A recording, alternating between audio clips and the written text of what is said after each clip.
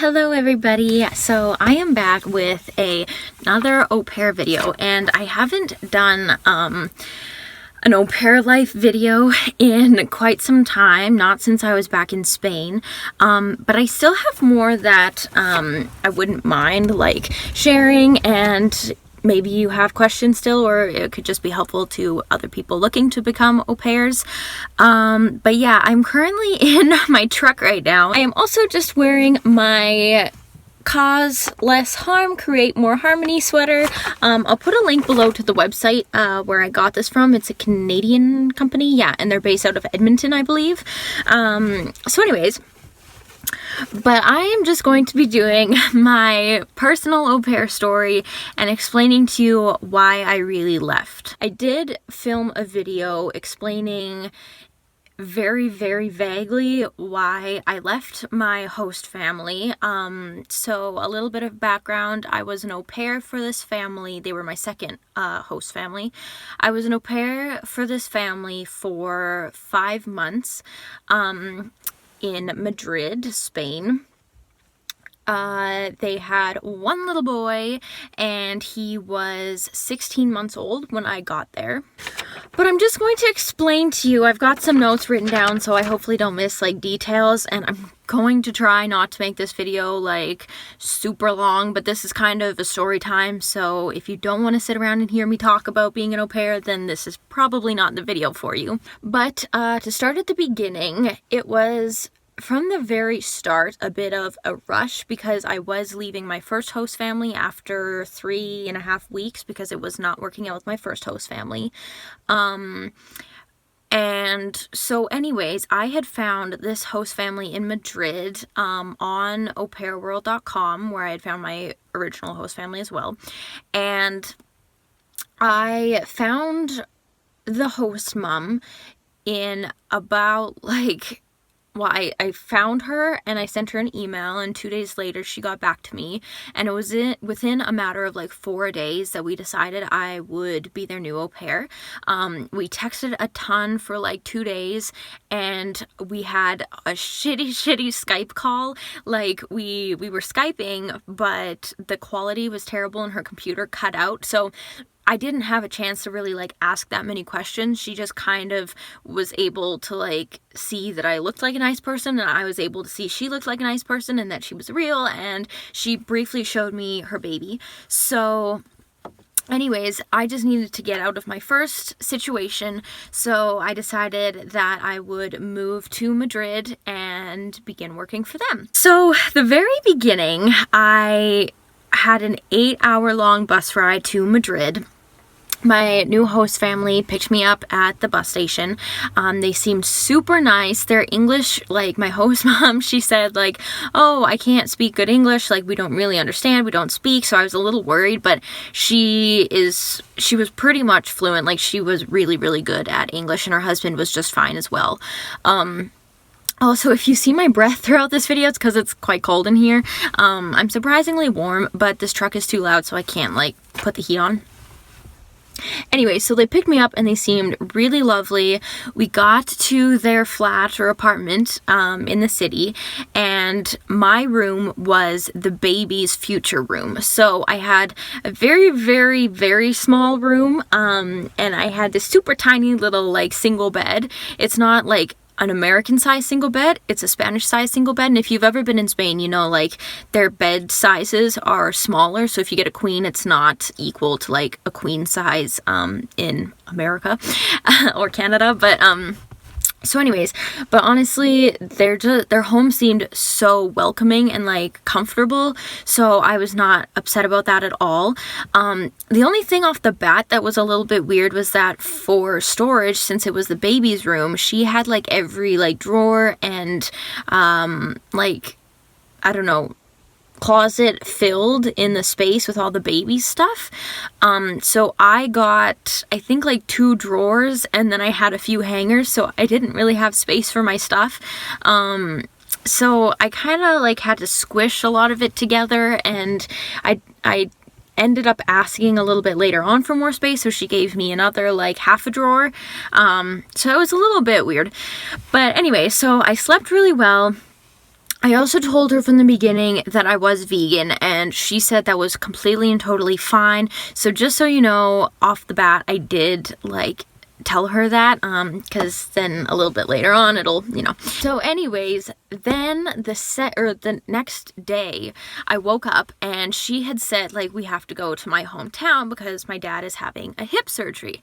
And I was like, yep, that is totally okay. Like, I'll go meet more host grandparents, and that's fine. So we stopped at McDonald's on the way there, and I was kind of like, okay, like, this is fine. So I had, they don't have, like, the smoothies that they do in North America in the McDonald's in Spain, or they didn't in this one. So I just got, like, a salad without the chicken, and then they have, like, oven baked fries, so not they're like deep fried fries. So I had a few of those, and it was fine. I was like, you know what, this, like, I get it, we're going on a road trip, and your husband, he loved junk food. Like, he never ate anything the entire time that I lived with them besides, like, pizza and takeout. So anyways, he wanted McDonald's, so we stopped there. That was fine. We got to their hometown. Her parents were really nice. They were really welcoming to me. And, yeah, we had a really good, like, couple days before her dad's hip surgery. So her dad has his surgery, and it goes all right. They ended up having to go back and do a second surgery. But in between the two surgeries, my host mom's grandma dies, and I had actually met her a couple days before her passing, and so she was in, like, a really bad state. She couldn't recognize anybody, and I could tell, obviously, for all of my host family, it was so hard on them. And for my host mom, apparently she was really close with her grandma, so she was really upset when her grandma couldn't remember who she was, and her grandma did end up passing away. So we ended up having to extend our stay at my host mom's parents' house in a very, very small town. Like, there's one little grocery store, like, market thing, and that was it. Like, not a lot of people at all. I don't even, like, I think there was a small school, but yeah, we pretty much never left the house. And so anyways, the grandma passes away. Her dad's had his hip surgery. Basically, all of her family, like cousins, aunts, uncles, like second, third, fourth cousins, everybody comes over to this house. So I meet the entire family, and they're all very, very nice. But then, and, like, I get it, they were kind of like, why aren't you eating our traditional Spanish food? And, like, I understand that. But I very clearly, like, explained to my host mom, like, from the beginning, like, I am vegan, I do not eat a lot of the, like, traditional Spanish foods, and, like, I'm sorry, but, like, and I said, I will cook for myself so you don't have that burden. And she was like, oh, that's totally fine, like, you seem so awesome, and, like, it honestly doesn't matter. I've known people that are vegetarian and vegan, but then all of a sudden it was kind of a problem. So I kind of just got through that week. My host mom, obviously, she was grieving and mourning, and it was hard for her, and I totally get that. And the whole family was. So it was basically, like, a lot of just sadness all the time. That was the week when I actually got homesick for the first time, because everybody, like, kind of being with their family and mourning together made me miss my family a lot. So I got really sad, but I didn't want to, like, have to have her worry about, like, me and how I was feeling, because she was the one that really needed to be, like, grieving and stuff. So I took care of the baby, well, a lot, which ended up being normal, but I took care of the baby, like, almost all day. And the thing with this baby is that the entire 5 months that I lived with the family, he never once slept through the entire night. He always woke up, like 2 to 3 times a night to have milk, and this baby chronically threw up. Like, he would vomit every single day. And so it was, like, a lot of stress for her because she could never get sleep, with all of this family stuff going on. So she was, like, tired and sad, and then, like, kind of with the baby and all this, and she felt bad because I was there as well, and which I didn't want her to feel like that, but that's kind of how it was. So we ended up being at her parents' house for about a good, I think it was, like, a month and a half. It was close months-ish, almost to 2 months, I think, that we weren't actually in my host family's house in Madrid. We end up going back to Madrid finally, and then I kind of thought like, okay, this will be a new beginning, sort of a new start. I'll be able to like go out in the city and start to meet people, make friends, maybe I can join like a Spanish class. And that was another thing, is that my host mom ended up saying like, don't worry about paying for a Spanish class, like don't bother going, because I'll be your Spanish teacher. We can kind of do it together, like you'll be helping me with English and I'll be teaching you Spanish. And I was like, that sounds great, because then I won't have to pay for a Spanish class. I think in like 5 months had maybe 4 or 5 Spanish English lessons at the house. So it did not happen often, because we kind of always had stuff with the baby or other stuff to do. So my host dad worked all the time. Like he was out working all day, and he would come back quite late, which is normal in Spain, but he would come home and he didn't really play with the baby or do anything with the baby. He never really helped around the house. He would kind of like come home from work, see the baby for like 5 minutes, and then he would go into their other spare room and he would play like video games on the computer. And it was really weird for me to have like father figures that didn't take like an active role in their kid's life at all. But anyways, so my host mom is obviously still sad. She was still kind of like struggling, I think, with trying to figure out where the two of us kind of stood. But the background on my host mom. So she has like nerve disease, and so she's a stay-at-home mom. Like she doesn't work. But the reason why she needed an au pair, or wanted an au pair, is because she's got a nerve disease in her spine, so it affects her entire body, especially like her arms and her legs. So the government pays her money. I'm forgetting the word, what it's called now. If I can remember it, I'll put it in here. But the government pays her because she can't work, and so like I completely understand that. She has a very hard time like being active for long periods of time. Sorry about the sun coming in through the window now. This lighting's gonna get weird. But then also like she can't lift things. Certain aspects like cleaning would be difficult, doing it for like long periods of time and stuff. And she has a bit of OCD when it comes to the house being clean and orderly. So what she said was like light cleaning was my job and my role in the house, and I was like, I'm totally fine with that. Like light cleaning is fine, assuming that that kind of meant like putting dishes away, tidying the kitchen occasionally, like if she needed me to vacuum or dust, okay. But she would have me every single morning. I had to vacuum the entire flat or apartment, and oftentimes she would want the entire place vacuumed twice daily, but first thing in the morning I would vacuum. The kitchen, I was always the one to like load and unload the dishwasher, and she would do the dishes occasionally. But like we would both be cleaning the kitchen after every meal. Like the backsplash, like the counters, like, and yeah, it's easy to wipe it down, but we would like it was just like soap, and then make sure that was all clean, and then we'd have to like rinse the counters off and then dry them afterwards. Like they couldn't be wet and like left to like air dry. So it was just a little bit excessive, and I would dust like I think 2 or 3 times a week. She would want the entire flat dusted, and like the baby's play mats she'd want sanitized every other day, and it was just like a lot. And I shared a bathroom with my host dad, because the bathroom in my host parents' room, she wouldn't let him use it because he would only use it in the morning, like, or before and after work, and so that's when she would be trying to have the baby sleep.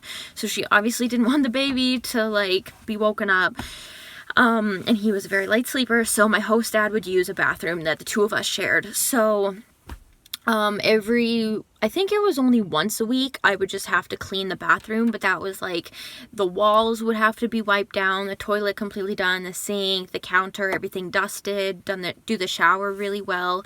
I had to clean the drains a few times, which was disgusting because like it's my hair, but it's also other people's hair.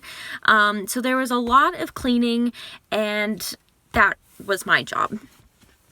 It started out not so much, and I kind of thought like I really wanted to impress her in a sense and like make her feel like she made the right decision in having me as her au pair. And I am a people pleaser, and I find it very difficult to like say no to people. But the other thing is that, so we initially had discussed how my host family, my first one, wasn't working out for me, and she told me she had an au pair for I think a month. It was a German girl, and I completely believe my host mom that the situation was not good because this au pair kind of came not really wanting to help out. She never played with the baby, and obviously that would be difficult for my host mom. Like, she didn't like little kids, so this au pair would kind of lock herself away in the room a lot. She would go out and party all the time. She never played with the baby because she didn't really like the baby, and she ate like a lot. So my host mom's like, she loved my cooking, so I would be cooking like a full lunch and dinner like every day, and this au pair would kind of just like, I think, take it for granted a bit. And so I understand that, yeah, my host mom was like very happy to have me, but I was trying to show her that I was willing to help out and like do what she wanted. But I think after a while she was like, oh, like, this is really good, and if she's gonna do all this, like, I'll have her do more. And that's kind of how it like started to spiral a little bit like out of control in a sense. So also because this baby never slept well ever and would throw up and be sick all the time, my host mom never had more than like 5 or 6 hours sleep a night. So on top of her illness, which basically just her body, she felt like shit all the time, like her back hurt, her arms hurt, she couldn't really do a lot. Like, I understand it would be a horrible thing that she has, and I don't know the name for it. She told me in Spanish, but I can't remember it in Spanish, and I really don't know it in English. So anyways, but on top of like the pain from her body and all of that, and like obviously still grieving for her grandma, and dealing with a new person in the house, she was just tired all the time, and like I felt horrible, but there's nothing I could do. I told her, like, I believe 100% this baby has lactose intolerance, like, and being vegan, I don't believe that anybody needs to drink milk. Like, it's literally the breast milk for a baby cow. Humans aren't meant to like go up to a cow and start sucking on the udder like that. We're not meant to be drinking cow's milk. But this baby, that's actually all he really ate. And it, like, I'm not going to go into, like, the science behind it, but his body would want this milk to, like, coat his stomach, right? But that's what was making him sick. Like, I'm almost positive. So I asked her, like, I think twice over 5 months what she thought about, like, maybe even putting the baby on lactose-free milk. And she was like, no. Like, the doctors just said that C-section babies can throw up more. And I was like, that's not really true, I don't think. But anyways, so she didn't really listen when it came to that. Another aspect that got a little bit difficult was she was very like protective and kind of like possessive about aspects of her house. And so she would nap with the baby, but like it would be a max 2 hours, and the baby would sleep for like maybe 40 minutes, but they would go lay down in their room. So during that time is when I would do most of my cleaning and chores. But I remember I had made tea one day, and then I went and sat in the living room, and she came in and she's like, oh, my last au pair would go through our cupboards all the time, and she would eat our snacks, and she would drink our coffee and our tea. And I was drinking tea from a tea bag that I had actually brought from home. And she was like, what kind of tea do you have? And I was like, oh, it's this organic green tea I brought from home. And she was like, oh, okay.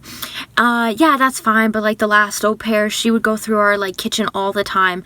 And then ever like since then, she would like the apartment, like the flat was so small, you could hear anyone, like where they were, what they were doing. Like if I was in the kitchen, she would be able to hear from her room, even if the doors were shut. So she would like ask me after they had gotten up from their nap, she'd be like, oh, what were you doing in the kitchen? Like to figure out if I was like eating food and stuff that was theirs. And it was really weird. So she didn't ever want me in the kitchen unless I was cleaning it. And same kind of with like the living room. Like if I was there reading a book, it would be okay, but I never, like not once did I ever watch like TV or a show or something that I wanted while I was alone in the living room. Like I never did that, and I was normally cleaning, but I didn't. And so anyways, then when it came to also time off, I remember asking her about that, and she goes, oh, I thought that we had discussed, like, you know, you were just kind of going to, like, work when I needed help, and we didn't need a set schedule. And I was like, I did say that, like, we don't necessarily need to make a schedule and, like, write it down, have some sort of, I don't know. I worked Monday to Saturday, from the minute I woke up to the minute I fell asleep.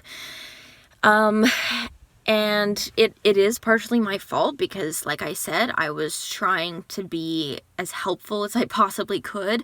So every time she needed something done, I did it. And I didn't want to say no. And I didn't want to leave the house and have her feel like I was trying to, like, get out of helping. And the other thing is that her last au pair never really spent any time with the family, and so a huge thing that my host mom, I remember, it wasn't a fight, we didn't get in a fight, but we were having a discussion, and she was trying to figure out what, like, was wrong, because she was always kind of insecure, and she worried a lot about, like, what I was thinking and what I was feeling in regards to, like, being with her family. And so I remember she asked me one day, and she was just like, I don't understand why you'll be in your room sometimes, like reading a book or on your phone. She's like, why don't you come to the living room and spend time with the baby and me and my husband? And it was kind of like after being with the baby and my host mom almost all day, like 10 minutes or something before bed, I kind of wanted on my own, like, to chat with family and stuff. And the other thing is that this family, they stayed up until 2 in the morning. The baby wouldn't go to bed until 2 or 2:30 a.m. So I was exhausted because I woke up every morning at 9 in the morning. I would clean the kitchen and kind of unload the dishwasher, do my vacuuming and stuff before the baby got out of bed. So I was up at 9, and we would be up until 2 a.m. So I was like, I kind of wanted to go to sleep, but I remember after like 3 weeks of me going to bed early, she kind of like she kind of got mad at me, and she was like, I don't really understand why you're not spending time with us, like, all together as a family at night. And so then I felt really bad, and I was like, oh, like, I didn't realize you wanted me with you all the time. And, like, I thought she would want time alone with her husband and her baby, like, at the end of the night, but apparently not. She wanted me there. So I was like, okay. So then I ended up, like, being with the entire family until 2 a.m. and I was exhausted, and I was like, okay, but I did it every night anyways. So anyway, she really wanted me to spend time with them all the time. So I never really got out to, like, the city center. I think I only went into, like, the Madrid city center twice on my own. I went to a mall twice on my own, and I got into the city center 2 or 3 times, I think. So, like, I got out of the house alone, like, without my host mom, a total of 5 times in 5 months. And the other times when I did get out of the apartment, it was with my host family. We also took regular trips to my host mom's very, very small town. She loves being with her family, and, like, if she could have it anyway, she would live in her small town with her family, and I get that.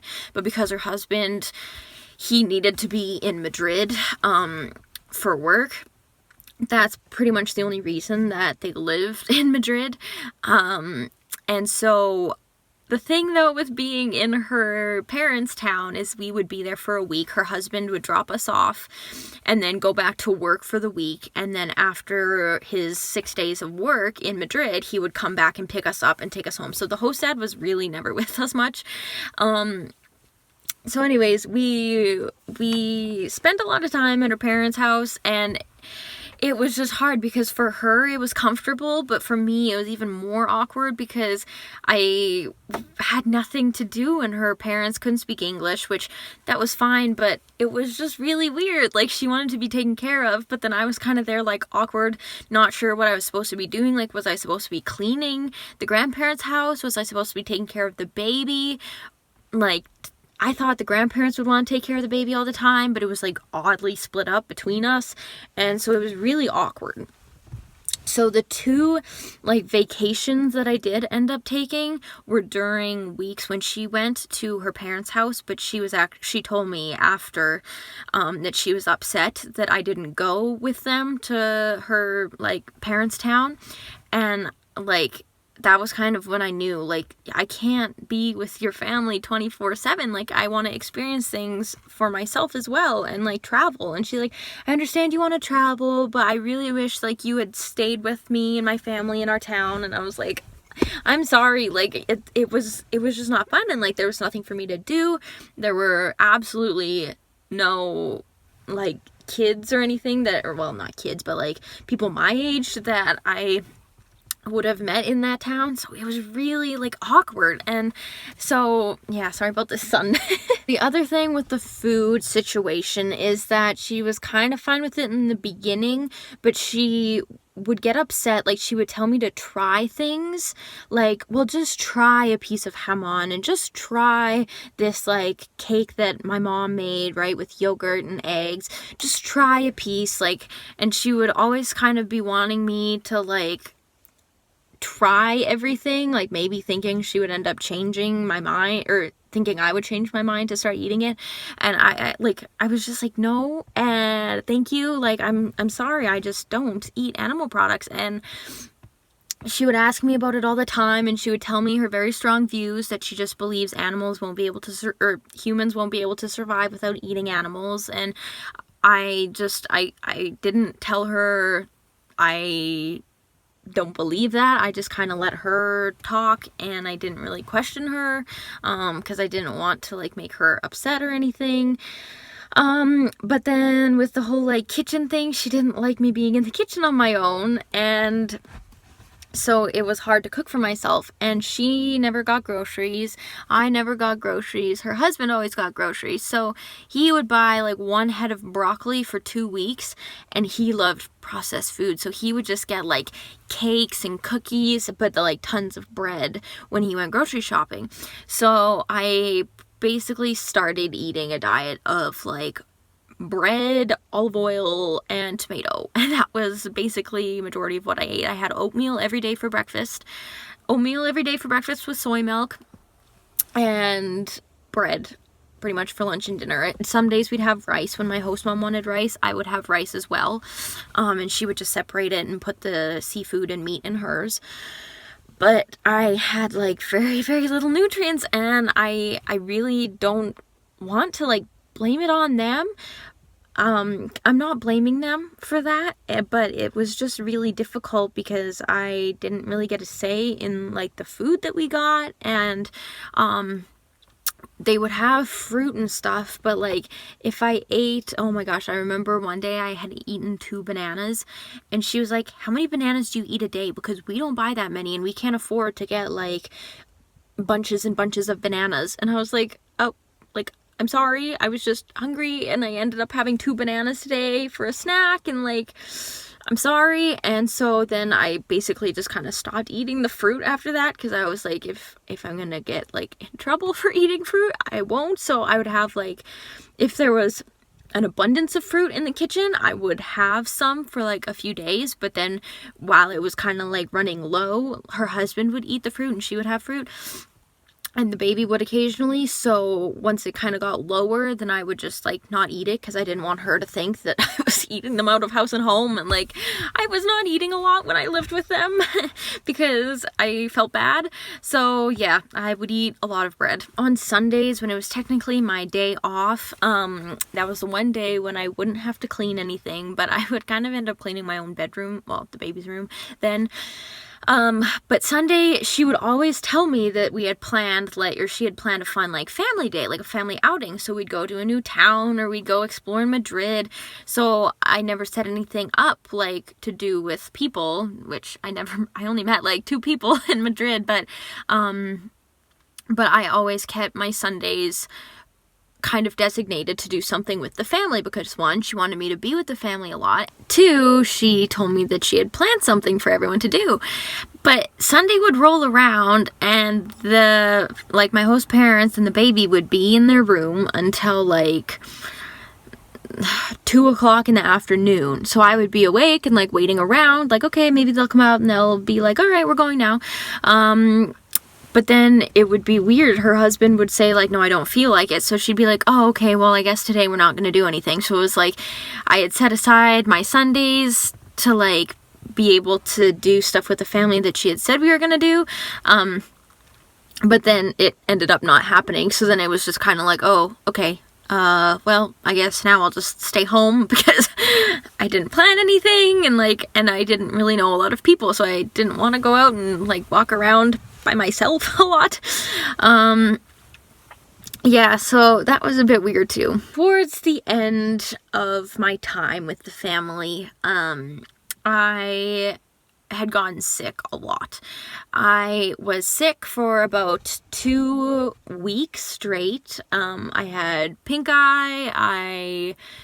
I lost my voice for like 3 days. I looked like hell. I felt horrible, and I did miss home a bit, because when you're sick, you want your mom. And yeah, so then she was kind of getting, like, upset because I didn't look happy, and she would always tell me, like, why are you looking like that? Like, you don't look like you're enjoying yourself. And, like, cleaning the house when you're sick, it's not enjoyable. But anyways, and then she was worrying about the baby and how I could be getting the baby sick, and I understand that rationale totally.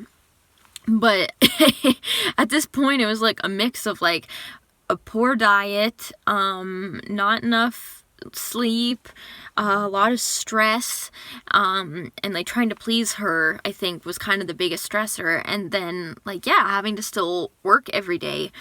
So anyways, I was really sick. We went and saw 2 doctors, and they told me that basically that yes, I was sick, and the one doctor told me you should talk to a counselor because that would probably solve the issues with your host family. And I was like, I am not going to pay and go see a counselor in Madrid so that I can stay longer with my host family. Like, that's ridiculous. I'm not going to do that. Because I only had like 3 more months. And so anyways, he told me though that yes, I was sick, and that if returning home to Canada would be best and get me healthy, then I should do that. So how I left was basically, I did tell a lie, unfortunately. I'm not like proud of lying, but it was one of those situations where I didn't want to be on bad terms with my host family. So I told her what the doctor said. I didn't say anything about seeing a counselor, I don't think. But she had said, she's like, I'm pretty sure you're depressed. Like, you're just depressed. That's what your problem is. Like, you're depressed. And I wasn't depressed. I was just sick and, like, tired. And, like, I know what depressed is, and I wasn't depressed then. But anyways, I told her, and I said, the doctor said that returning home would probably be what's best for me right now. And she was like, I agree. Like, you're depressed and you need to go home and like get healthy again, because yeah, your body is just really sick, and being depressed and missing home, like, that's not good for you. And so I was like, okay, so I'll stay until you find another au pair. And she's like, no, if you're feeling like this, you've got to go home, go next weekend. And I was like, oh my gosh. So I had 5 days before I ended up leaving them. Now, as you may have known, I didn't come home to Canada. I went and worked another job in the south of Spain. On my second tour that I went on, I really just clicked with the tour people. They were all like, they're all from the UK, so they speak English, and I shared my story with them, right, like where I had been in Madrid at that point. And I got back to Madrid, and I had an email from kind of like the tour director, like the owner of the entire company, and he just said, like, I have work here if you want to come and do a work away type of job. He's like, we'll give you your au pair like pocket money, and you can help out around here. And he's like, if you want like a job here, come back and we'll give you a room and you can work for us. So that's what I did. I went to see the doctor. He told me that. My host mom said, yeah, if you need to leave and that's what's best for you, then leave. So I did, and I went and worked for 3 months in the south of Spain, and it was probably the best decision that I could have made. I met so many amazing people. I made lifetime friends, and I absolutely had an amazing 3 months there. I don't regret it at all. Oh, all in all, I'm not saying lying is a good thing, like don't lie, but sometimes you have to do what's best for yourself, and I hadn't been doing that for a long time, and that move was what I needed, and unfortunately it came about in the form of a white lie. But like I said, I don't regret it. Now, if you're wondering how I am in terms of the terms I'm on with my host family, we are actually super close still, and I know this is going to be kind of controversial because you're like, you lied to your host mom and now you guys are closer than ever.